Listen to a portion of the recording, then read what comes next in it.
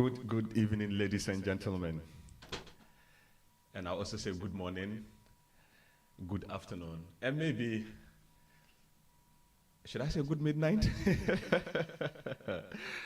Grammar, English, antics, and semantics. Yes, so this is your friend, your brother, and also your host, Sita Abdul Halik, popularly known as the Eagle. Today we are doing a personality profile show, which is a new one we have introduced on Radio Top Africa, Hamburg. Today I'll be having a personal interview with one important guest we have in the house. He's a handsome man, educated, politically connected, and we are very much honored to have him in our studios today. We want to interact, chit-chat, and also learn from him. So stay tuned, stick to the radio, your phone, your laptop, your tablet, and let's hear from this gentleman I have in my studio. I'll go for a short break, and I would come back. Then we can have a proper discussion with him.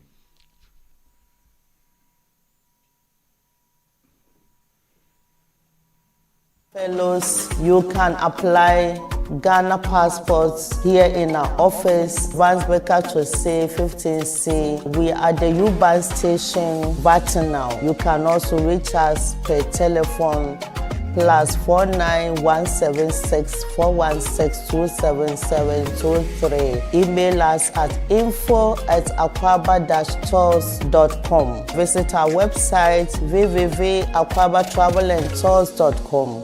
Thank you.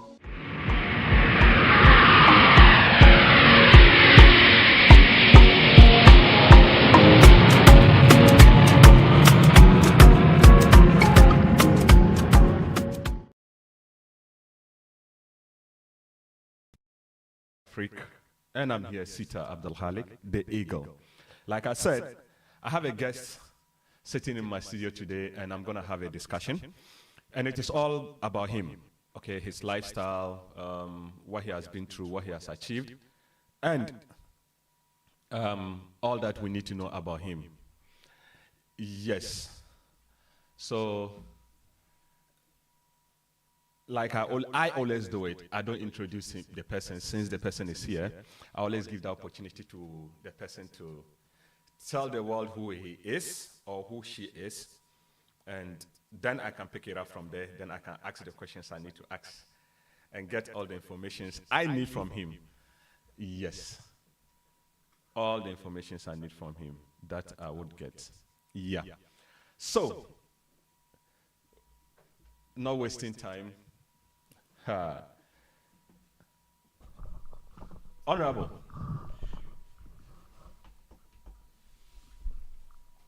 you are welcome to my studios. Thank you very much, the Eagle, for this opportunity. But first of all, did you address me honorable? Yes, Charlie, I did address you honorable. I'm a student too. I'm still learning this thing.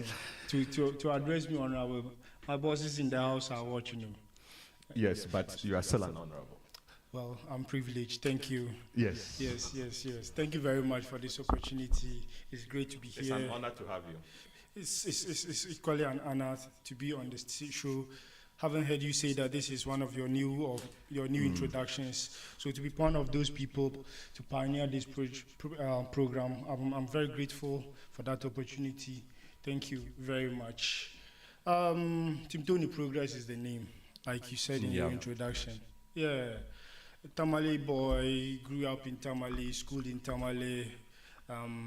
Then life took me somewhere to the Greater Accra region to work, and then I haven't worked in the Greater Accra region. In the last 8 years, we came to an end of our tenure in office, and then the stress involved in working for the government, working for a political party, etc., etc. So I'm here in Hamburg to rest. So ahead of your program, you invited me. I said, well, let me pass through. So I think this is who TIMTOONI Progress is. Yes, from Tamale from Ghana. If there's any other thing you want to know, but this is who I think I am. Thank you. Okay. Yes. You know, I have a lot to ask you today. So it's just not going to be about what I want to know. It's what the world wants to know about you. It's what I will be asking. Yeah. So with the basic introduction of yourself, you didn't actually tell me about your marital life. Are you married? Yeah, I'm married to one beautiful girl, Ajia Zara, and then we are blessed with two handsome boys. Two handsome boys. Yes. Wow. But it doesn't mean that if there's any application, I'll turn it down. I'm a Muslim. I'm entitled to more than I'm one. gonna tell Haji Zara that for a disclaimer, I'm not part of this. Yes, but that's nice. May God bless your household. Okay. Amen. And you said you have two. Yeah, two handsome boys. Oh, okay. Yeah. You are blessed. Yes. Thank you. Yeah, so you are a family man. I am a very responsible one. Oh, yes. We thank God.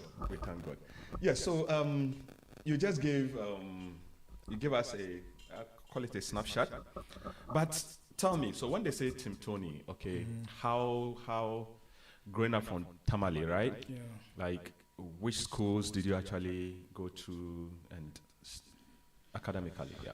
Okay, that's good. I started my primary education at St. Gabriel's Primary School in Chogu, in Tamale, where I had my primary education. So from there, I proceeded to Bishop's Junior High School. I think both St. Gabriel's and Bishop's are just one school, just that the JSS then it has a different name from the primary school, but it is on the same land, the same wall. Yeah. So that's where I had my BC examination, and then I proceeded to Business Senior High School in Tamale. Bisco. Yeah, that's Bisco. Yes, the great Bisco. In fact, the first business school of the North. Bisco. That is who we are. So I proceeded there where I had my secondary education. Okay. And from there, I moved to Tamale College of Education, where I had my training as a teacher. In fact, during the introduction, I failed to add that I'm a trained teacher. You are not proud to be a teacher? Oh, I am. I thought I should allow that to come when I'm talking about the academics. Okay. It doesn't mean that I'm not proud. I'm a very proud teacher. I tell my friends and colleagues that I'll come back to the classroom. Oh. It's just life that is taking me around. My before I retire, before I get home, I am going to come back to the classroom. Okay. Maybe at the higher level. Okay. Maybe at the higher level. But for classroom, I would come back. So I went to Tamale College of Education, where I had my training as a teacher, a professional one. I earned a diploma in basic education from the school. Then from there, I proceeded to the University of Education, Winneba, where I had my bachelor's. Yes. So like I said, that life is taking me around. When I went to do my bachelor's, I don't know, but I decided that I would not proceed on the teaching. So I decided to do something else. I went into business administration, and I earned a Bachelor of Business Administration with human resource as my major from the University of Education, Winneba.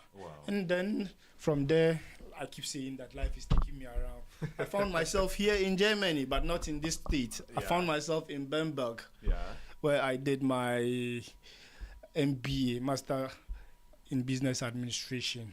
Yes, where I majored or I earned my MBA in international trade. So you are looking at an international trade aspect. Okay, yes. I can offer you any advice you want in international trade. Don't worry. And then from there, I currently have started another MA, Master of Arts, that I'm doing in one of the universities in Ghana. And so, in terms of education, this is who I am. I have done the school, so starting from St. Gabriel's, Bishop's, then I went to B-School, I went to Tamale College of Education, University of Education, Winneba, and then the Anhalt University of Applied Sciences in Germany here. So growing up in Tamale with this educational background, okay, How was it like as a Tamale boy growing up and finding yourself in Anhalt and Germany? How do you see the difference in education, the culture? Because I have seen it in your cultural attire. Comparing the two environments, okay, and with childhood memories, some friends you used to kind of share stuff with. How is it like? Well, I think the world, like they say, is a global village. First of all, let me make a correction. Okay. The Anhalt program, actually, I did part of my courses in Ghana. Okay. At the Ghana Technology University College. That's Okay. where you attend your lectures. But the school is affiliated to the Anhalt University here in Germany. Yeah. So 1 or 2 courses were what we came down to do here in Germany. Yeah, so I met other people. I met people from all walks of life. We exchanged ideas. We got to know ourselves. So like I said, it's a global village. It was nice meeting these people, interacting with them. And then here I am. Today I'm not in school, but I'm back to Germany. And when I came, I reached out to 1 or 2 of them, my mates that I met in Anhalt. And then, we've been talking. We've been having, we share ideas. We share a lot of things. And so it's a nice thing we are doing. Yeah. Okay. But like I asked, I want to know the feeling growing up in Tamale boy. You know, you always say Kaula. Yeah, Kaula. Yeah. Honestly, looking at where we came from, I tell people all the time that I am a product of grace. I call myself a product of grace because looking at where we came from, Wachesel's son. Okay. And I had to wear the gown graduating at Anhalt University in Germany. Yeah. Please, I mean, it was a big honor for me. Wow. You understand? Tamale boy, growing up, playing football at Kulikuli School, the police park, then now Tamale Jubilee Park, where we used to go and play football and do all those things. We didn't know where life was taking us. We were just growing up. We were just living life at a time. Then we found ourselves here today. So, I mean, it's Alhamdulillah. We should say Alhamdulillah that from the streets of Tamale, from Kulikuli School, from Bishop's JHS, from Police Park, where we used to play football. When you say Kulikuli School, what is that? Well, what is Kulikuli? Yeah, so the family house in Tamale was based in an area called Dagbanda Bufong. Dagbanda Bufong. I'm sure it will be very difficult for some people. Yeah, so Dagbanda Bufong, the biggest football park we had in the area was at a school. I think it's called Tamale Presby School, but the school is popularly known as Kulikuli School. What is Kulikuli? Kulikuli is, I think, a peanut biscuit. A peanut biscuit from, I don't know how to describe it, but they use peanuts to do it. Can we just say peanut cake? Very well, very well. I'm sure you can just describe it as the local peanut cake. Okay. Yes. So that's the name of the school, and that's where we used to go play football. When you go and play the football, and you are coming home during Maghrib prayers, you know that you are in trouble. So because your dad wants you to come and pray Maghrib, and then here you are on the field playing. And as children too, when you are enjoying the thing, you won't stop because it's time for prayers. But when you are coming home, you have to stand somewhere and try to clean yourself, your feet, so that daddy will not know that you were at the field. Yeah. Do you used to do that thing growing up where they say that when you pick 3 stones, throw one behind you and that you will forget. they will not beat you again. Oh, we used to do that. So when you are coming home, knowing very well that today you are in trouble. You just pick 3 stones and then you recite and then you throw them behind you. Then you come home thinking that you will forget, because that was the belief then, at least as a myth that we used to believe in. But then sometimes we came home and we got the beating because of prayers. Wow. But all those things have made us who we are and where we are going. That's so nice. Good. Yeah, that's nice. And all of a sudden, you are being seen in political arenas. I would call it gallivanting around, canvassing for votes, and So if we even say TIMTOONI, like politically, who are you? Like, who is TIMTOONI? TIMTOONI, whether in politics or not in politics, like I said earlier on, is a product of grace. Okay. Product of grace because, like I said, looking at where I come from and everything. So I grew up in a political home. That's what I think landed me here in the politics. I grew up in a political home because my grandfather is a former constituency chairman for the Yendi constituency. Your grandfather? My grandfather Okay. is a former constituency chairman for Yendi constituency. I'm sure during the days of the UP tradition, the UP party. Yeah, politics every time. My father used to buy newspapers that were pro MPP, and then you understand. I started getting the interest in the MPP or the UP party because I grew up hearing my parents talk MPP at home. Okay, then I'm sure I should have shared a picture with you. Politics. I contested TESCOM president and I lost. That's funny. That was at Tamale College of Education. I contested TESCOM president and lost. But then before then, I was a communications director for TESCOM. Then from there, I've worked with a lot of people in the MPP. I've worked with a lot of people in the MPP. Musa Superior, when he came to contest for Tamale Central. Yeah. MPship. I was one of his aides. In fact, he mentored me a lot. Musa Superior. Yeah, Musa Superior. Okay, he was once an MC. Yes, mayor of Tamale during the just immediate past Akufado's government. Yeah. Yes, so I was his aide, one of his aides when he came to contest Tamale Central. Yeah. I used to work with him day and night because then I had completed senior high school and I was home. So we used to go both morning, afternoon, and evening. We used to do this campaign, and then he mentored me. I learned a lot from him. Okay. Then fast forward. Engineer Kobna Japan, when he came to contest for the secretaryship, the general secretary position. Yeah, somehow I became one of his volunteers in the north. If you remember, there are pictures and there are evidence of us doing several press conferences and going around the northern region campaigning for Engineer Kobna. You know that congress was held in Tamale at the Tamale Sports Stadium. That was when he got an accident few days to the election. Yes, so we on the night of the election we did his operations, and then God being so good, we won. So I think I parade myself as one of those who has ever worked for a general secretary in this party to win. Then later on, Anyas Ibrahim came to contest Tamale Central again. And you see, I tell people that unlike today, those days, your works would identify you. Your what? Your works, your hard work, what you do for the party, your commitment, what you give back to the party will let the top identify you. I didn't go knocking on anybody's door that I am here, I am this. And Anyas Ibrahim contacted me all the way from UK that he's coming home to contest, and he's seen that I'm one of the vibrant guys doing the work, so he would like to know me. And when he came, he invited me over. I went to his house, we spoke, and then that was when I became one of his aides. So I worked for him too. We ran the 2016 election. Even then, in 2016, at the time Anyas was contacting me, then today's deputy majority chief whip, Honorable Habib Idrisu, was also coming from Australia to contest Agnarugu constituency. I have evidence here on my phone. Habib chat me. He sent me message in my messenger that he likes the work I've been doing for the party and he's been monitoring and he's coming home. So when he comes, he would like us to meet because he needs my support. So I worked for Habib, I worked for Anyas Ibrahim, but more of Anyas Ibrahim because I was more in the Tamale Central. But occasionally I would go to the Sanarugu constituency. To help your big brother. To help my big brother.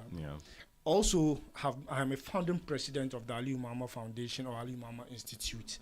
You know, most of our past leaders, like you have the Dumbo Institute, the Buzia Foundation, etc. So when Aliyu Mama passed, we met with Farouk Aliyu Mahama, Honorable Farouk Aliyu Mahama, doctor now, and then we discussed this with him. Why don't we create a foundation or an institute to keep the old man's name running? Because as at then, he was the most successful vice president then, because he had spent 8 years as vice president and also from Yendi, from the region. So why not us create something that will keep his name running? Farouk brought into the idea. He recruited us young guys who he thought we were smart, and indeed we were smart. Then we ran the institute. I became the president, the founding president of that institute. That's you understand? Great. Yeah. I parade myself as the first Ali Umama Institute president of the day. And I worked with very sharp guys. I mean, they made my work successful because without these intelligent, sharp guys, I couldn't have achieved what we achieved. So then how come you ended up in the presidency? Yeah, so like I keep saying, another grace, God showered. You know, it's I would say the highest office of the land of the Republic of Ghana. Yes. So to have you there must have taken some lobbying, some, like you said, some grace, some hard work to growing up in the north. But I don't know. I've lost his contact. I don't even know if you remember. Right, regional youth wing. So right after 2016, we won power. Youth wing. So right after 2016, we won power. I continued my journey in the classroom because I was teaching somewhere in Kumbungu. So I continued my journey in the classroom. Then one day, I went to visit my former boss that I worked with at the regional youth wing. That's Alhaji Rashid COP. Yeah. I'm very grateful for him for that opportunity. Yeah. So he asked me, where do you want to be? And I'm like, well, for now, I'm in talks with Musa Superior. I might be at the Tamale Metro. Then it's like he has this opportunity at the office of the president if I am interested. I said, why not? TIMTOONI Progress. I would love to work there. Why not? So he told me he'll go to Accra. When he gets to Accra, if anything, he'll get back to me. So he got to Accra one Tuesday. He called me that, can I come to Accra the next day? So I said, yeah, why not? So I prepared myself and then I left for Accra. And I'm telling young guys that you have to keep working for this party. One day to pay off. When I got to Accra, I was directed to go see Eugene Ahin, the then director of communications at the office of the president. Yeah. Good. I appeared before Eugene Ahin, and this is a young guy from Tamale appearing in his suit and tie with his CV in a brown envelope. Me, I thought I was going for some corporate interview. When I appeared before Eugene Ahin was like, Tim, it be you, Rashid, they talk about. Yeah. Then Facebook had forced me to change my name to my real name. I mean, the name on my documents, Alassane Abdul Wajid. So TIMTOONI is not your real name? Yeah, it's my traditional name. I'm a Dagomba man, so Dagomba men have the... So Facebook had forced me to change the name. So when I appeared before Eugene Ahin, he was like, Rashid told him one Abdul Wajid, and he doesn't know Wajid. He knew TIMTOONI Progress. Tim, you pa...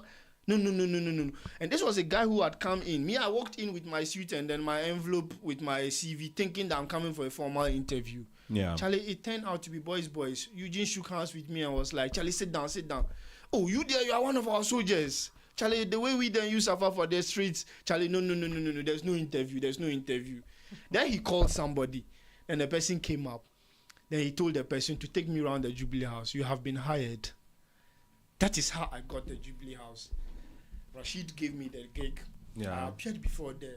But what I was also doing for the party built me. It helped me. Okay. So the boy that was appearing for an interview was not interviewed. Once I appeared before Eugene and because he was able to know make that him, you already have the qualifications. he used the word that, Tim, you are one of our soldiers. That was the words Eugene used. But why didn't he use one of the individuals who is qualified for the job? But when he says soldiers, was he just giving it to you based on the party, or the fact that, like you rightly said, academically and politically, you have this merit CV for the job? First of all, the work I was coming to do was very political.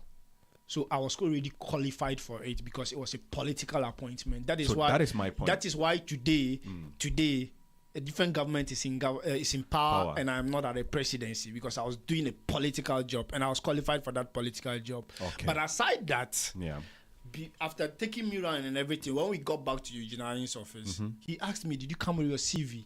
And this is me holding my brown envelope. And your CV in it already. Put the CV before him. Yeah. He looked at it and he was like, "Yeah, you qualify. Yeah, you qualify." Yeah. So I told my parents I was going to Accra to attend an interview and come back. That evening I called them that I'm not coming back because I've got the job. Wow. Yes. That is the grace. I have always that mentioned, is the hard work. That is what I have always mentioned, that your hard work and your prayers, these two things, it works a lot. I worked for this, and then the old man up there, God, Allah, was also on my side. So when I went in there, I didn't need introduction. because this was a boy that was already doing party politics. That was already on the grounds with them. Because the face was already known. They knew the face. With the colors. Exactly. Okay. Eugene and I were on the Let My Vote Count demonstration that turned bad. They beat us up in Accra, you remember? Yeah. Yes. I was a teacher then. I fed myself. I paid for my transport all the way from Tamale to Accra, sitting in a bus about 12 hours just to come and demonstrate because we needed a new register. Let My Vote Count. I was a member of that group. I remember. Eventually, they beat us. We were whipped. You remember Gabi, etc., those beatings. And this was even then, I was new in Accra. I didn't know Accra very well. But I took the risk. I took the risk. And when they beat us, my first time on an Okada in Accra, I just got lucky that I got an Okada man. So I stopped him. Hello, take me to Circle. When I got to Circle, I joined the next bus and I was back to Tamale.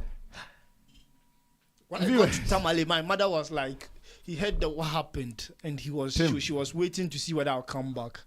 All in the name of the MPP. We love the MPP. I was born into it. That is a great story, but I think my viewers would want to know more, and I have seen that their comments are coming. I just want to go for a short break, and I will be back so that you can tell me more about the presidency, okay, and what actually happened. Immediately you had that, I will call it, will I say a informal interview with the president. So we will be back in a short while.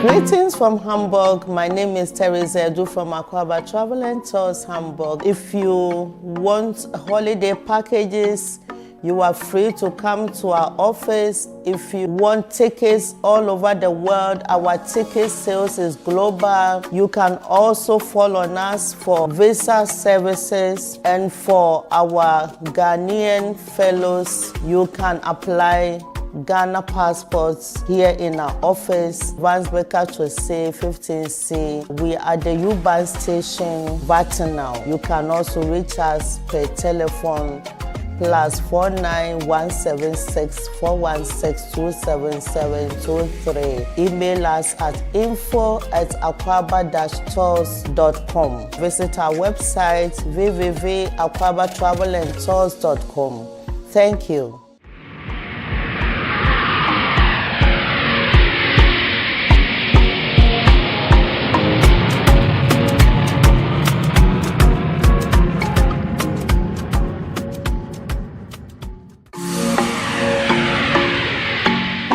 Greetings from Hamburg. My name is Teresa Edu from Akwaba Travel and Tours Hamburg. If you want holiday packages, you are free to come to our office. If you want tickets all over. Yes, ladies and gentlemen, we are back from a short break, and this is Radio Top Africa, Hamburg, Germany. In fact, the most long existing radio station in Germany, if I'm not even bragging, I'll say in Europe, including UK, that is of a diaspora or an African descent. Okay, and we have served our community, served our continent very well. Like I said, this evening I'm with an honorable personality here on this show. He's called TIMTOONI Progress, and he's sharing with us his life at the presidency, his life in general, And I think he's doing so well, and the stories are getting more interesting. You see, those who don't know Ghana very well, traveling from the northern part of Ghana to the southern part of Ghana, at least, if you're not even, if you be faster, if not by flight, you still spend about 8 hours on the road. And so for him to board a bus just to be part of a demonstration for his party, for the political ideology he believes in, to be part of a demonstration, to send a concern, tells you how patriotic he was and how loyal he was to his party. And today, like he's saying, he has been rewarded because he got the opportunity to serve the country at large, to work at the office of the president. Wow. Tim, Yes. you're welcome again. Thank you. So tell me, after that appointment was given you, okay, I have seen pictures around with you and big people. So what did you actually do? Like, what was your role there? So, Yeah.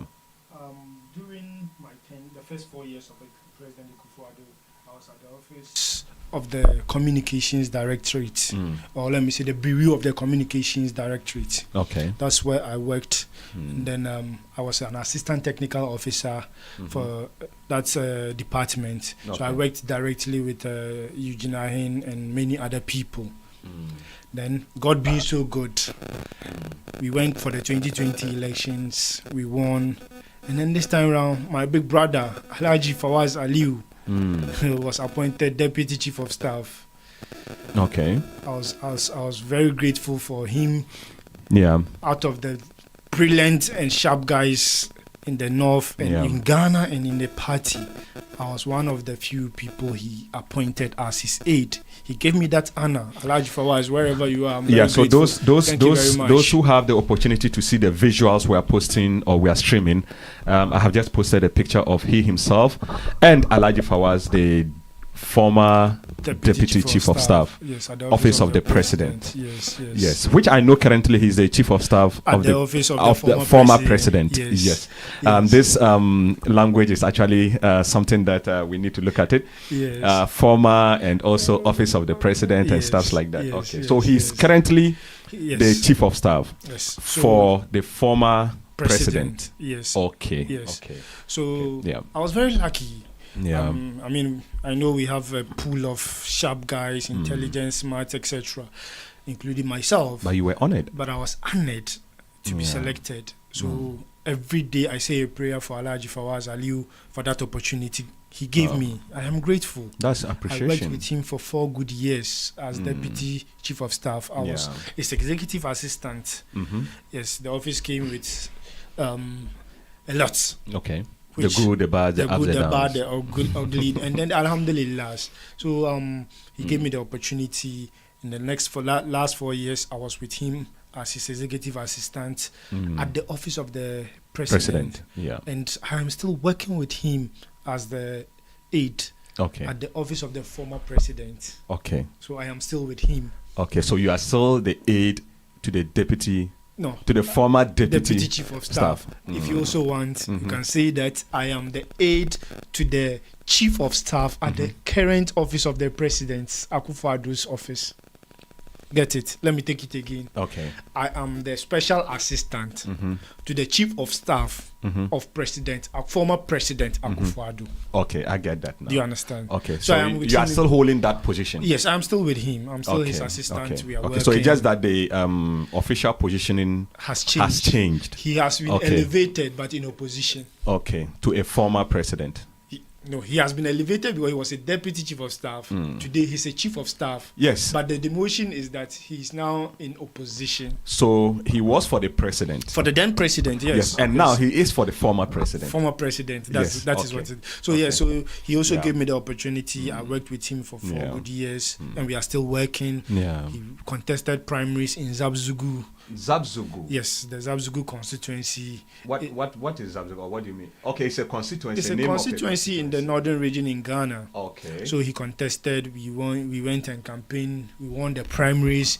We went for the general election, and then Alhamdulillah, we won't say God didn't give us, but God had a different plan. Okay. God had a different plan for us. So we say Alhamdulillah. Then from there, we are here as at the office of the former president. Okay. Yes. Okay. So now Yes. let's say largely, you people work under the office of the former president. That is where we are Okay, now. That's where we fine. are now.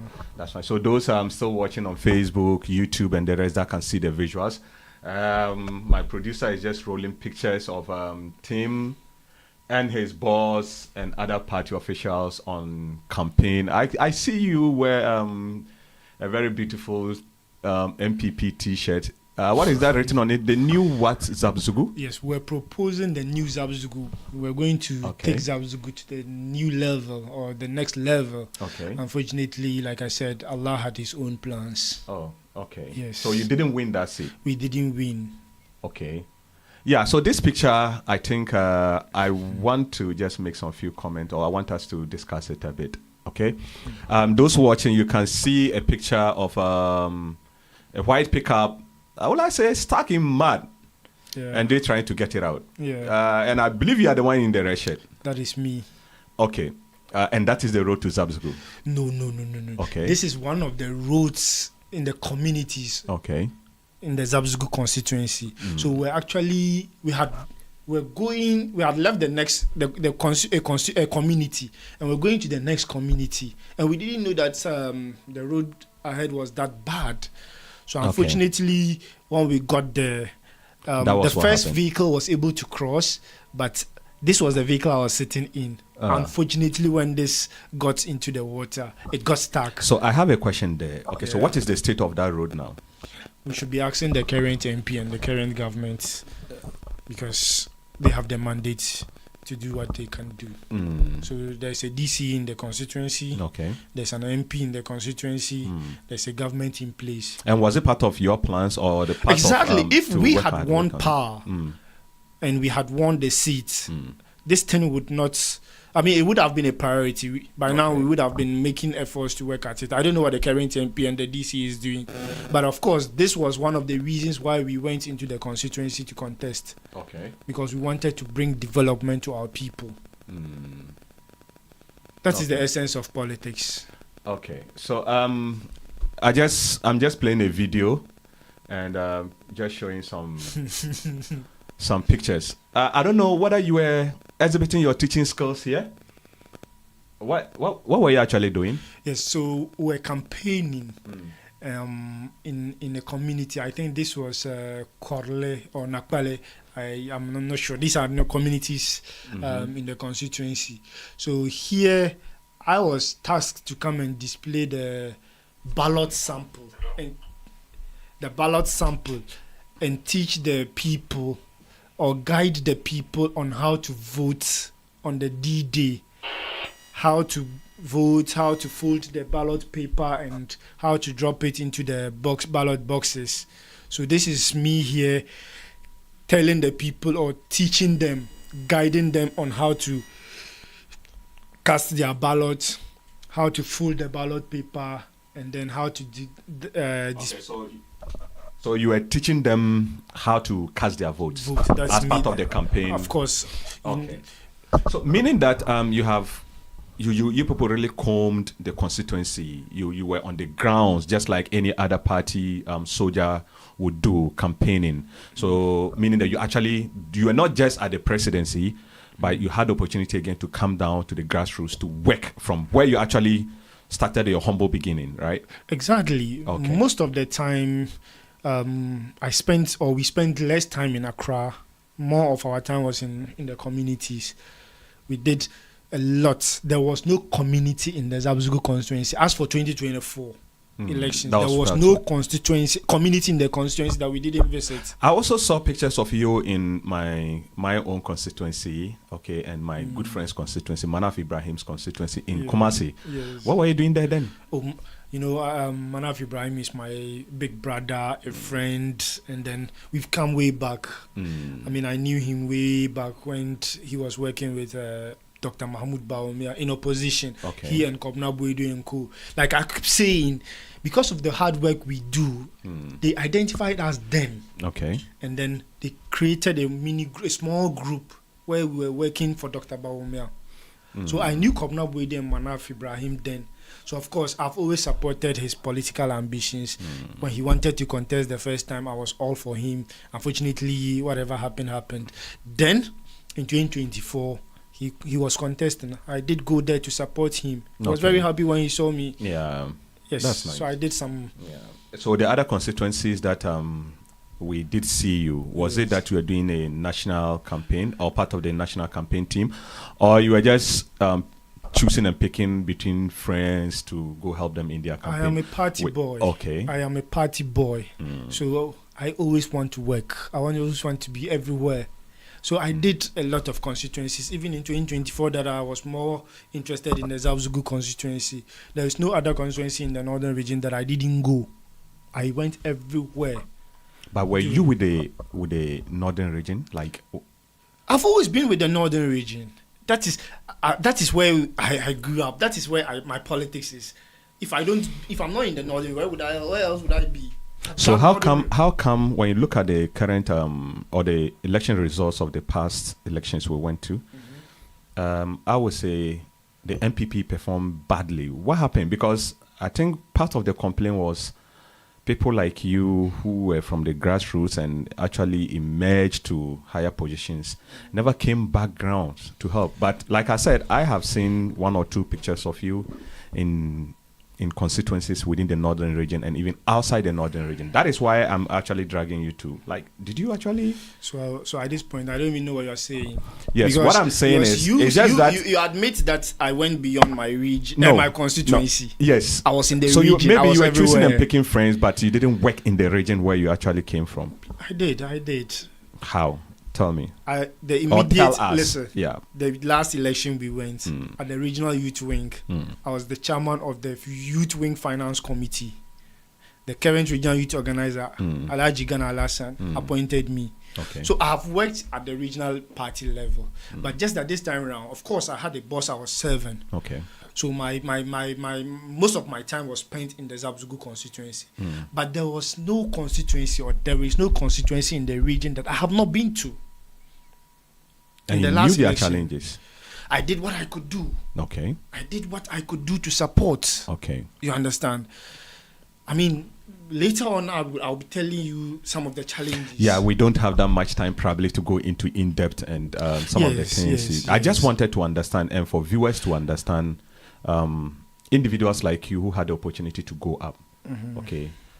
Did you come back home? We did. No. Why don't you talk for yourself and leave others to also talk for themselves? Well, I did. If you want exactly. me to talk for myself, yes. I did. And you are someone who has evidence. You say you saw me beyond even my constituency. I didn't sit in Accra. Yeah. I did a lot of work. Yeah. Okay. And that opportunity given at the presidency, if I tell you today, my biggest joy that I have worked at the presidency for 8 years is that I have at least, when I revise my list, not less than 50 people who are earning various salaries. They are in various departments, various jobs, that it was through my efforts that have facilitated their appointments, and today they are earning salary. This is my biggest joy at the presidency. So you're not one of the greedy ones? Oh, there were no greedy ones. They were greedy ones. There were no greedy Mr. ones. TIMTOONI. Honorable TIMTOONI, they were greedy ones because, okay, there were no greedy ones. The foot soldiers are watching, Ghanaians are watching. My biggest joy let me come. At the presidency. That is your biggest joy, because you can sit here probably pinpoint 1, 2, 3 people, all right? But people in Ghana, okay, especially your party people, okay, if not you, but there are people we have heard that they complain, and as part of the I would say that the acclaimed, or like the supposed reasons why you people lost power was as to some leadership not helping grassroots. So if you said, okay, within your power you were able to influence 1 or 2 people to get a livelihood today, which I think they are grateful, and at least it's service to God. Okay. But there are others, your colleagues, your superiors, that same cannot be said about them. Well, I don't know, and I cannot speak for anybody at this point. A politician will always be a politician. He's protecting his own. TIMTOONI Progress. Yeah. When he Can you got the please talk to the mic? opportunity. Yeah.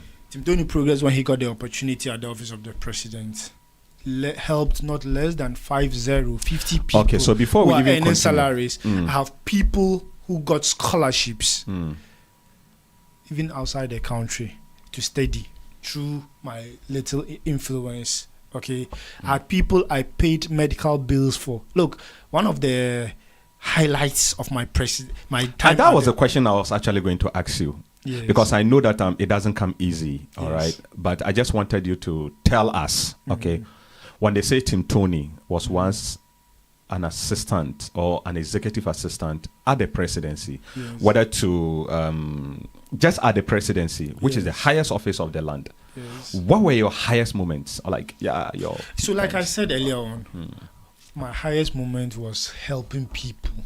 Just being able to help people when they knock on my door, and I'm able to help. When I look back, those people I facilitated their appointments. I mean, I had bosses that I would go to and knock on the door. Boss, please help this person for me. Boss, help this person. Then I drop a CV or two. Then they got their jobs. Today they are earning salaries. I know people who are not married, but through the job I gave them, they got married. I know people who are renting, but through the jobs I gave them, or that I facilitated, because I don't have jobs to give, I facilitated for them. Today they have built at least 2-bedroom, 1-bedroom, and they have come back to thank me. And when I receive those messages, I say Alhamdulillah, that today, through my effort at the presidency, somebody is able to live under his own or her own roof. Look, I have a lady I helped. She and her mother were renting, actually. And they were, according to her, there were always problems. I facilitated her job into one of the agencies, government agencies. She's so grateful. She comes to text me almost every Friday that today they are living in their 2-bedroom and they are okay. They don't get issues again. These things are my highest moments at the presidency. Looking back, I have no regrets at the presidency that I was able to help. And like I was saying, I was going to give an example. I watched TV one day and I saw people appealing for funds to buy artificial legs for a young guy who was involved in an accident and got his legs amputated. Yeah. This is something that touched me. Quickly, I got one of my bosses. In fact, I got Alhaji Fawaz Aliu. Yeah. I told him, boss, we have to help this person. They are poor. Unfortunately, they were involved in an accident. The boy has lost his limbs. He needs an artificial thing to be able to walk. Fortunately, the God-fearing boss I had, he bought into the idea. We asked for the amount. We sent it to them. If I look back, Alhamdulillah, even if I couldn't achieve anything at the presidency today, I look back and know that somebody is walking. A little boy is able to walk Because of your because influence. I managed to convince somebody to do something. I know today people are earning salary, people are married and producing children because I facilitated their appointments. So then, okay, wherever there is a high, mostly there is a low. Yes, it's true. Yeah. So what are your regrets? What are your low points working as an executive assistant at the presidency? Were there any? You tell us. Well, maybe you wouldn't want to share, but we would be grateful if you do, because it will be a life lessons for people. Of course, if the highest moments were helping people, then certainly the lowest moments would be when they come and you are not able to help.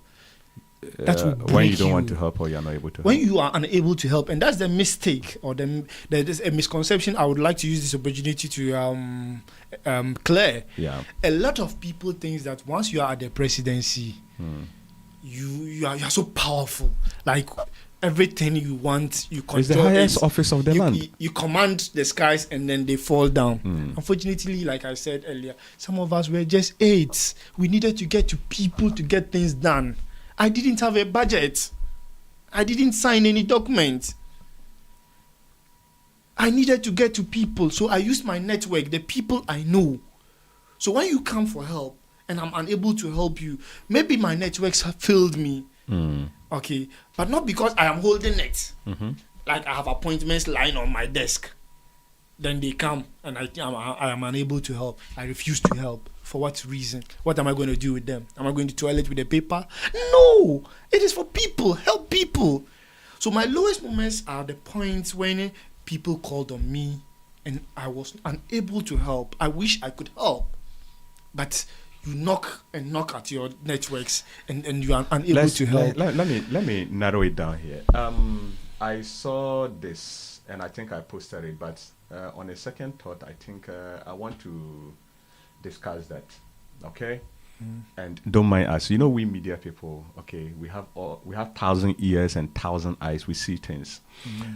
This picture, those watching on Facebook, and like I said, with the visuals, you can see what I have just posted.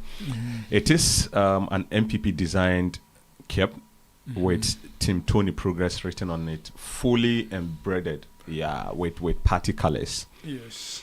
Mostly, okay, we those who are in the political life, when we see this, we know that there's an ambition being boiled or being incubated somewhere.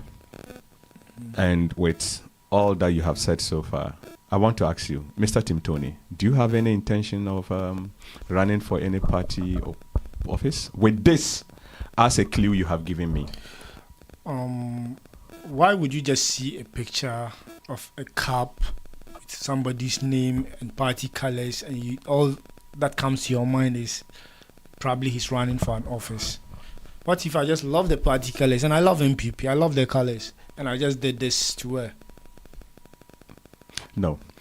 In politics, okay, you and I know, all right, and viewers and listeners also know very well that, okay, immediately somebody starts branding, okay, and marketing in this regard, there is an ambition being cooked. Don't be shy, okay? Why would I be shy? Yeah, so I am in politics, what is happening? What is happening? Of course, once you are in politics, yeah, the dream is to grow. The dream is to serve. Okay. And like you said earlier, the party has given me an opportunity. 8 years I was at the presidency. A rare opportunity. I gained some experience. I gained some knowledge that ordinarily I wouldn't have had. I have built some networks in the party during my 8 years at the presidency. Yeah. That maybe someone else at home will not have that network. Yeah. The people I worked with, the people I interacted with in my line of duty. Yeah. When I look back, if there's an opportunity to serve the party in any capacity, in opposition, I would do it and do it with all my heart. So yes, there have been calls from people, friends, party people, the old people in the rooms, our council of elders. Yes, there have been some few people calling on me. Yeah. Where you have gotten to, we need your services back home. Come and serve the region. As a royal? No, I'm talking politics now. Come and serve the party.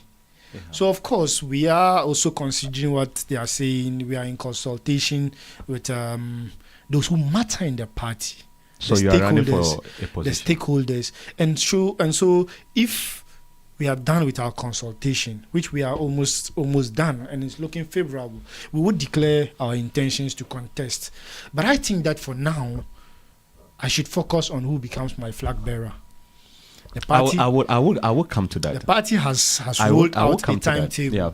The next major event in the party or activity in the party is the flag bearer election on the 31st of January 2026. So I have shelved this idea of whether I would contest or not contest, and I'm concentrating on the party. I'm allowing the party to work. Okay, so I think you have brought yourself. They'll say what? The goose have come home 2 rows. Yes. Yes. You just talked about presidential elections, or like presidential candidature elections within the party. Yes. And I have seen this picture. Yes. What about it? Is he your candidate? Yes. I'm supporting Dr. Mahmoud Bawumia as our next flag bearer, and inshallah, the next president of the republic. You didn't hear that? Should I repeat? No, I heard you. I just TIMTOONI progress. Yeah. Okay. A party foot soldier for now. Yeah. That's how I want to be described. I am supporting Dr. Mahmoud Bawumia as our next flag bearer and inshallah the next president of the republic. So why Mahmoud Bawumia? Is Very it because well. wait, let me land. Is it because okay you worked with him at the presidency, or is it because okay you both hail from one area within the country, or why Mahmoud Bawumia and not Kobine Japan, who you have worked with? At least you sat here and you told us that at least you were part of his team to make him a general secretary. So meaning that he has some qualities in him. You didn't give him the opportunity, Yes, but you are considering Mahmoud Bawumia. I supported Kobina Japan for general secretary. Okay. Right. Mm-hmm. Dr. Mahmoud Bawumia is not contesting for general secretary. Okay. Okay. And let me correct a notion. If you tell me that I'm supporting Dr. Mahmoud Bawumia because I worked with him at the presidency or because of where we come from, I'm sorry. I supported Akufo-Addo from 2015, 14. No, I supported him in 2012. Yeah. Supported him in 2016. Was it because I hail from Chebi? No.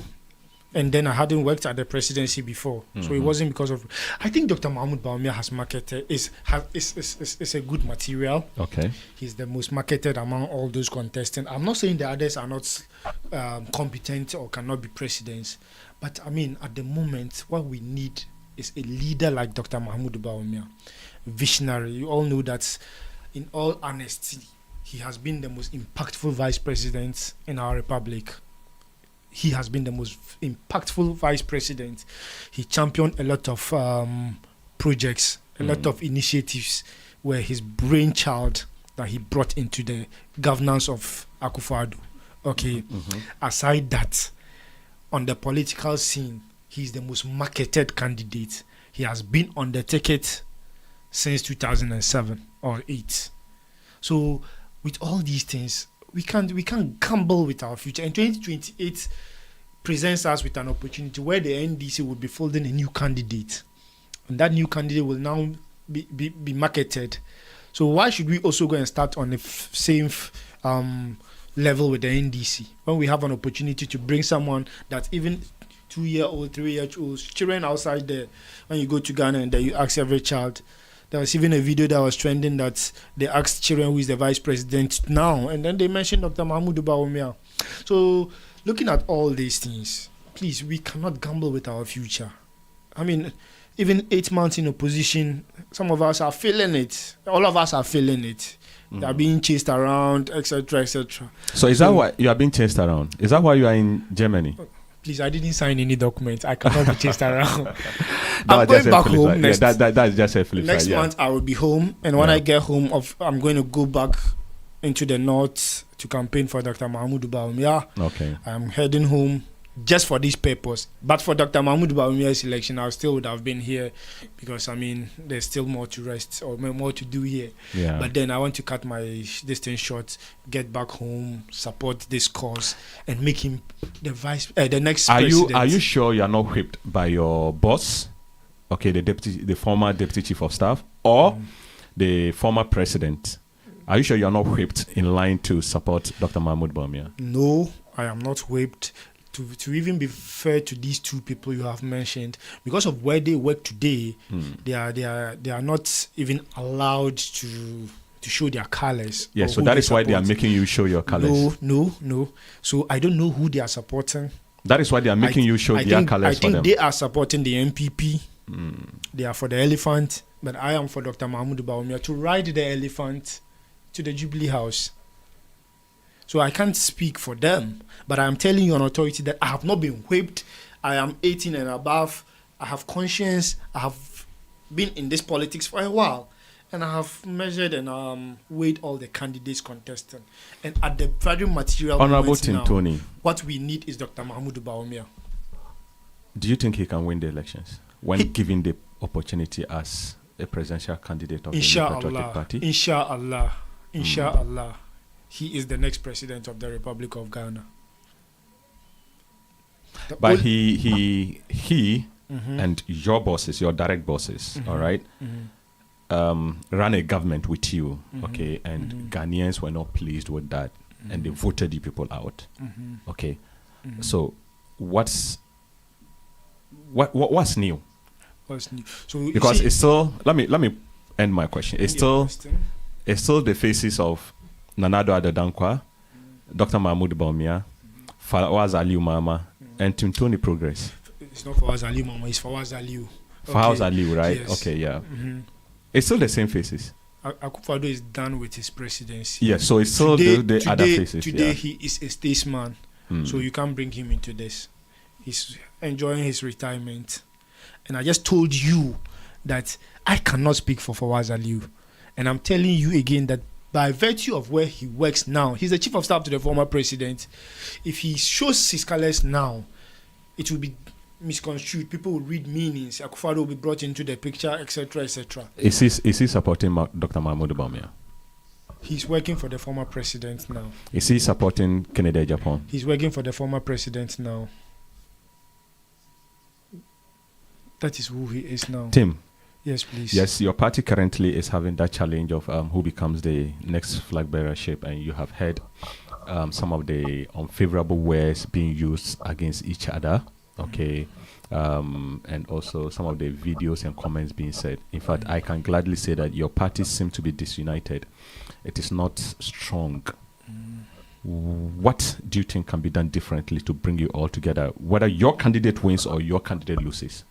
So I think that the former president of the Republic, Akufo-Addo, took an initiative last week. He invited all presidential candidate hopefuls. Yeah. Then they had a breakfast meeting where he admonished them to be decorous in their campaign. Okay, but if you know the MPP that we are, our internal elections are always like this. But in the end, we come together. If you lived the 2015 era, the Akufo-Addo Kobna Japan era, every day we were in the news, the party was in the news for the wrong reasons. Yeah. But strangely, we even won that election. So the MPP, I know, inshallah, once we are done with this, we are going to bring everybody on board. We are going to come together and fight for power, because that is what we need. And trust me, I am convinced my candidate is going to win. Alhaji Dr. Mahmoud Bawumia is going to win. And he did it the first time when he became a candidate. He visited every presidential hopeful's home to invite the person to come and join. That was what he did. That is who he is.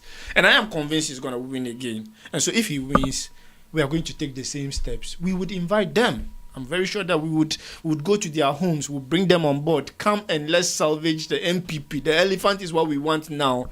We are done with internal elections. So if you know the MPP, sometimes people worry a lot about what's happening. Yeah, it's good we make one or two comments. But for me, I think that we are coming out of this stronger. The MPP, I know, would come out of this stronger. Tim. Yes. Patriotism. Okay, I would say largely was not exhibited. Allegedly in your just ended government, and also currently in your party, because people are complaining about how they were treated, how money is being used to influence people, how some candidates are even showing how rich they are, okay, but not how competent they are, okay, and stuff like that. Tim, you started your campaign, or like your political journey, from what you said, you started it way back from the rural communities, or the rural communities of Tamale, okay, and you got to where you are today. What would you say should be the driving force of the youth when it comes to politics, and so when it comes to some of this internal, or what I call it, apathy that is within your party? Yeah, so largely, you would agree that we lost the last election because of apathy, like you said. If you look at the data that came out of the election, most of our MPP people did not come out to vote. Because they were not happy. NDC actually appreciated a little. I don't have the details or the exact figures, but we lost the election because most MPP people did not come out to vote. Because they didn't get jobs. I'm getting there. I would address that. And I I am pained. Only yesterday I wrote it on Facebook on somebody's comment, and then I got a lot of bashing. But fine, I spoke my mind. I spoke what I believed. Look, somewhere in 2012 in Tamale, I'm giving you a story. I stood at the Our Lady of Fatima Primary School where there was a polling station. Yeah. A lady in the then Tamale, yes, it's still Tamale North, yeah, or then Chogutu, no, Tamale North constituency, came and voted the late Abukari Sumani, Honorable Abukari Sumani, former MP for Tamale North. And in voting the man, he was cursing the man that he doesn't like the man. The man has not helped the constituency. But because of the Liam NDC that they love, because of their love for NDC, that is why I'm voting you. God will punish you for me. I don't like you, but I like the NDC. And because you are the candidate of the NDC, I'm voting you. God will punish you for me. Then she voted, folded the ballot paper, and went and dumped it. I stood there. Can you repeat that again? I watched a lady in 2012 vote Honorable Abukari Sumani, the then Tamale North parliamentary candidate of the NDC and sitting MP. And in voting him, the lady was cursing. The individual She was voting. Okay. And she was saying that she's doing this not because she loves or thinks the man is good for the constituency. Because the man is underdeveloping the constituency. But she's voting this party, and once the man is part of the party's ticket, the man is benefiting from it. So God will punish the man, and folded it and went and put it. Okay, I got you. Do you get it now? I got you. Wait. So, the lady, okay, didn't like the candidate. Yes. But for the sake or for the love or loyalty, let me use that word, loyalty to the party. The NDC. Okay, Say to the NDC. NDC. Yes. Okay. She voted the NDC. Yes. And cursed the man for voting him. Do you get it? That is loyalty. That is the loyalty today. I am crying, and I wrote it yesterday on Facebook, and people came bashing me. I wrote it on in somebody's comment. Today, we lost this election because people were not happy. Someone was not happy with the NDC, but she says, I would vote the symbol. Not because the candidate is not helping me. The candidate is not doing well for the constituency. He is underdeveloping the constituency. But I am voting the candidate because of the NDC. I think that people should have felt whatever they were feeling. They were genuine. They were justified. But if you are really a true blue MPP, the MPP should not hurt you that much that you would sit at home and not go and vote. The MPP should not hurt you that much to go to the ballot and maybe vote another party. Because we grew up seeing people vote the NDC and cursing it. Also go and vote us and curse. Do you understand? So that spirit in MPP is lost. And I am honestly thinking, how we can get this down there and let our people understand that, well, we regret, or those in government, those who, whatever happened, it won't happen again. We admit that there were some wrongs that we would correct. We also admit that you were right. You should have been served better. But next time, in spite of everything, which we are not hoping that next time within those things will happen, the party will hurt you that much. But granted those things happen next time, please, go and vote the MPP and curse it. That is how much I think I love the MPP. Okay. Not because I was a beneficiary. Yeah. But trust me, no matter how MPP hurts me, I'll curse the MPP and go and vote it. Because I can't sit at home and look at the MPP go to opposition. I can't also go and vote another political party. I mean, my great-grandfathers are lying down there. They'll come after me. Do you understand? But for MPP people, they refuse to go and vote because they felt like the MPP had done one or two things against them. But NDC person says that, yes, you have done one or two against me, but because of the symbol, I'm going to vote you. Do you get it? Few days ago, I heard Kopna Japan. I'm sorry I don't support him though, but I heard him on City FM or City TV. He was also talking about something, volunteerism, like the spirit of patriotism to the MPP, loyalty to the MPP. Today it is lost. The way we were working for the MPP without any hope Wallahi, before 2017, if you asked me that I would go to the presidency, it was never my dream. How could a Tamale boy, me, I mean, what could take me to the presidency? Do you get it? But we're just working. We want our party in power. That's all. Whatever happens later, fine. But I just want the MPP in power. Kobna Japan says that he speaks to people today.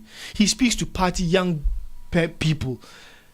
And then they tell him that if you don't pay this, I won't vote the MPP. Or another person will say that if I vote the MPP, then you give me a good posting for national service. Or I need a job. But that time in 1992, when they were forming this party, whatever would come later. But for now, let's work for the MPP. Let's work for the MPP. Let the MPP be in power. This is what Kobna Japan wanted. This is what some of us wanted prior to 2017. And I'm urging my young colleagues, the young people like me, whatever the party has done, please, at this point, let's forgive each other. Let's forgive each other. Because 10 months has passed. We have blasted each other. We have complained. The party set up a committee. The committee went around. Everybody who got the opportunity spoke his mind or her mind. Yeah. We have grieved enough. 10 months is okay. At this point, let's come together. Let's forgive each other. Okay, regroup and recapture power. That is what we want. Regroup now and recapture power. Yes. Ladies and gentlemen, we are still on the Personality Profile Show on Radio Top Africa. And I'm still sitting here, the Eagle. And I'm still hosting Honorable TIMTOONI Progress, a former executive assistant at the presidency and also an MPP. Should I address you as a full soldier? I am. Yes, he says that he's still a foot soldier and he's still fighting for the party. And he has just said that whatever they have done wrong, party faithfuls or party sympathizers should bear with them and still rally behind the flag of the MPP. Though I don't fully agree to that because people are still grieved and the apathy is still there. And he actually gave this story that I was just thinking about it. How a lady went to vote a candidate, cursed the candidate, voted for the party because she believes in the party's ideology, but not in the candidate who was leading the party at that constituency. I wonder how many people will actually understand this message being sent across. Tim. Yes, Laskaya.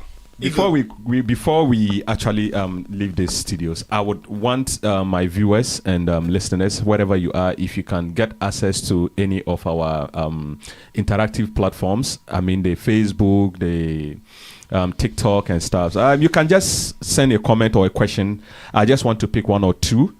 Whilst we wrap up here, then we can leave these studios because I know this honorable man has a lot to do. And maybe whilst he's around, maybe the party in Germany might also have a grip of him to have some experiences from what he has done or what he intends to do. Tim, still going forward, whilst I see if I can get some comments to read. Now, with the disunity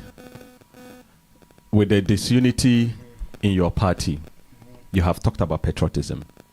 Yes. But let's say if you are given the opportunity, okay, as a party person, or with what I'm suspecting you would want to lead or be a party officer, if you are given that opportunity, what will you do to curtail or to minimize this level of, I will call it,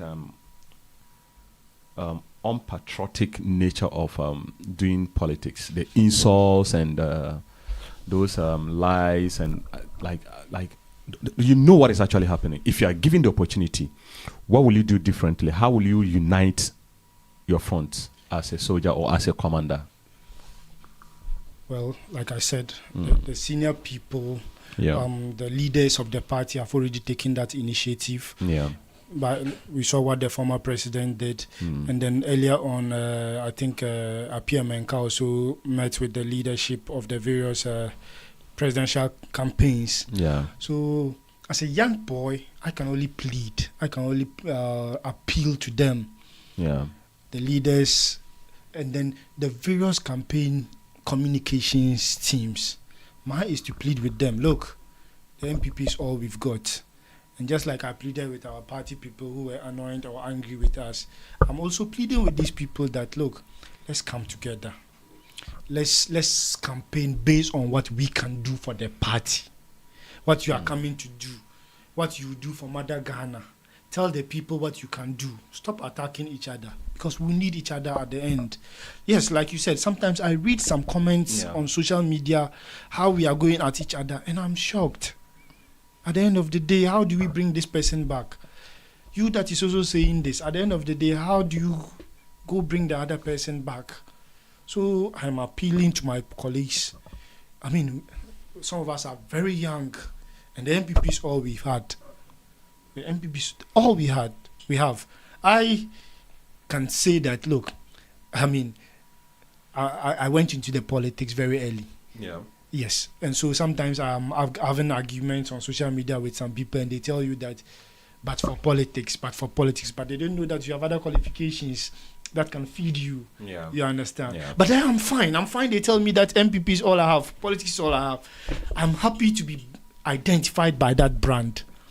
Today when you mention TIMTOONI, they'll tell you that guy doing the politics, etc. So I'm fine being known by this politics thing. So what I'm trying to tell my people is that if we are being identified as MPP and politics is all we have, tell me, if the MPP stays in opposition, what do I stand to gain? Because MPP is all I have. MPP is all he has. But he didn't even say Ghana is all he has. Yes. That is what the politicians will always tell you. They love their party so much that they do all they can to defend it. Yes, I just have some few minutes to leave the studio. And I would just want him to give me his closing remarks before he leaves the studio. Let me see if I can get some few comments to read before he comes in again. Yeah, so Inu Sarabiu, he just says Commander Sita. Yeah, Inu Sarabi, wherever you are watching us from, we do appreciate it. Yeah. Okay, so let me just read some few I have gotten here. Yes, so I'm starting from Abdul Manaf. This man, TIMTOONI, a man who leads the way, irrespective of how tough it is. Someone who helps regardless of whether he knows you or not. My days at the Jubilee House were memorable because of his support at the time. He didn't know me. So you didn't even know him. I vehemently support him for any positions up for grabs. Wow. Okay, let me leave it there. Nelly says that the present and the future. What does he mean by the present and the future? Maybe is he thinking like I'm thinking? Okay. Mohammed Izzuddin says that great submission. Abdul Halim says that excellent and eloquent submission. Nasiruddin says that if you said that they were not satisfied, then are you questioning our reasoning level? Okay, so I think that one is a challenging one for you. It is inspiring to see you and your passion for making a difference. Thank you for your tireless efforts for your people. Okay. This one says that TIMTOONI to the world. Keep going higher, boss. Dagbon is proud of you, sir. Wow. Hajia, is watching. Hajia Rafia. Okay. Yeah, so I think, let me go to this other platform too. I think I'm still seeing more. I think Abu EU says that, voice it out, honorable. Frenzy says that, very nice. Noga says that, my senior never disappoints, but your senior has disappointed the elephant and Ghanaians. That is why you people are in opposition. Yeah, so some comments are actually coming, some interesting ones. That's nice. But Tim. Yes. Sorry, I said Tim. Mr. TIMTOONI, or Honorable TIMTOONI. Please. Ben Kizimbi says that, great show. Your life in Germany so far in these few days, what do you have to take home? What do I have to take home? A lot. Yeah. A lot. Just one. A lot. Yeah. I actually have not just been in Germany. I've done an extensive tour of Europe. Okay. I've been to Brussels. I know you in Germany. So Yeah. I've been to Brussels. I've Okay. been to Paris. Yeah. I've been to Amsterdam. So and a lot has been learned. I've seen the environment. I mean, this is my first time that I've stayed in Europe for more than a month. Okay. Since I left home. So a lot has been learned, a lot of experience, and looking at all that I have gathered when I get back home, certainly is going to help. And in a private conversation with somebody, I was telling the person that the transport system that I have seen here, I've been traveling around, I've been seeing this, but having stayed here for this long in Europe, the transport system is something that I am very much in love with. And I think that a future president should just dedicate the first 4 years or maybe 8 years and do transportation. Yeah. Let's have a replica, a model of what is here.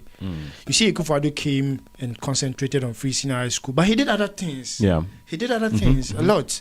Yeah. In fact, it was under Akufo-Addo that we recorded the highest kilometers of roads ever in Ghana. Yeah, Akufo-Addo did the highest kilometers ever. But then, Free Senior High School still remains our flagship program. So I think a future president can consider the transport system, especially the rail system. Look, few minutes, you are there. And then the timing, like the discipline, the people, a lot has been learned. And when I get back home, young politician, I would keep, as we go. Yeah, you keep the message up. I'll keep the message. I'll talk to people I can talk to. And inshallah, if we get into government and I have a voice, when we are drafting our next manifesto, I would make sure that I put something around transportation. Look, we have to do something about our transport system. Yes, I envy the people of Europe, but it's been a very nice time. I've enjoyed my stay. I've enjoyed everything. Yeah, except that you didn't give me a lady to marry. Because I don't want to have a problem with Hajia at home. I'm sure she will understand. No, she would understand. Yes, Hajia, wherever you are, my regards to you again and the family. To those who have, look, the messages are now flowing. Okay, I don't even know where to start reading from. Fortunately, there are no questions. I think I saw one or two, but it just went over. I think I don't have to go there again. But largely, I think people have a lot of things they would want to share with you, some concerns as well. But due to time, I don't know, and I don't know when I'll get you back into this studio. But I would also say that I've enjoyed this discussion, and I've actually learned a lot. You know, I'm also into politics. I like politics. I do see politicians here, but nobody has said something that is so thought-provoking or touching to me when it comes to patriotism, like that story you gave. How the woman went into the ballot box, voted for the party and the candidate, but then cursed the candidate because she felt that was a wrong candidate for a right party. Yes. So she voted for the party and so told the candidate that God will punish you for that. Yes. Wow. And that is what I am begging. That alone has touched me so much. That is what I am begging my people in MPP, my colleague young people, no matter the provocation. Once the MPP is on the ballot paper, once the MPP is contesting the election, let's be like the NDC. Let's be like the NDC. I really wish they... I would like to also make a final comment. Okay, which is? My outfit. Yeah. I'm a proud Dagomba boy from Yendi. Okay. So anytime I find myself anywhere, especially outside the Dagbon area, I would want to show my culture. I want to show my people. I want to show who I am. Yes. So this is a smoke made in Yendi, my hometown. Okay. Proudly made. It was actually a gift from my friend in Yendi. Yes. Alaji. Let me, whilst you talk, you continue talking. Yes. I have this picture. Alaji Amadou Kamil. I call him Alaji Akamilo. He actually gave me this gift. Yes. So I'm a proud. My producer. Okay, so yeah, it is there now. Yes. Okay, those watching on Facebook have seen it. We did go through it when I was asking you about your royalty and where you actually belong. Those on Facebook can see how this attire he's wearing has been displayed in that picture and how beautiful and coloring the whole environment is. Yeah, so is it because you are a royal or is just something that anybody can also get to wear? Anybody can wear a smoke. Okay. Next time I'm coming, I'll bring you one. I will actually appreciate it. But anybody can wear a smoke. Even today, Nanda Gombes in Ghana, where I'm sure you see. Yeah, I used to see the former president. Yes, wear they wear. Lot, so and anybody even can the current wear. president. Yes. But he's a northerner, so if he wears it, the picture you displayed is. This was at the funeral of the late Mianlana. May his soul rest in peace. Okay. I was a very good friend of his. We used to talk a lot, and his passing actually touched me because he was the young Dagbon never had. I used to always tell him that my prayers are that when he gets to the throne and become Nagbewa, I would erect pillars at the Tamale Jubilee Park and sell the land there. Then he would tell me that, hey, I honestly miss him. Like he was one person I used to go to. May his soul rest in perfect peace. Yes. Yeah, so ladies and gentlemen, that is TIMTOONI for you. And I know that nobody wants this interview to end because it has been educative, interactive, and very wonderful one. And I will also say, culturally, I've also learned another thing. Yeah, that's good. Though we don't have time, or he doesn't have time, we'll have to let him go. We hope to have him the next time he will be in Germany or in Hamburg so that we can interact more. And I will also say that I wish him well in his political career and hope that whatever he pursues comes to life. And I'll also leave you the MPP foot soldiers with that story he said about the woman, that you should think about it and see how such can actually impact into your life. Today, your party is not in power because you felt not satisfied, you felt ignored, and you are both in opposition. The NDC is enjoying today, and you are home. TIMTOONI has shared his story. Next week, it will be another person sitting on the seat to tell us about himself and how life has fared with him. Why shouldn't that be you? Wherever you are, we are here to host you, to learn from you, and also to tell the world what you have done, what you have come to earth to do, and what you inspire or aspire to do. Like I said, he is TIMTOONI, former executive assistant to the Deputy Chief of Staff of the Republic of Ghana. But today he's sitting here in the studio. We are done, and we'll say thank you so much for sticking. Thank you very much too for the opportunity. Yes, and God bless you. I will definitely be back when I'm in Germany. We will also be honored to have you again. Thank you so much, Mr. TIMTOONI. And thank you so much, viewers and listeners, for staying tuned with Radio Top Afrique Hamburg. I will always say that without you, we don't have a program. God bless you, and God bless Germany. God bless Africa. God bless our motherland, Ghana. It is Sita Abdul Halik, the Eagle, and I will also say a bye-bye to you.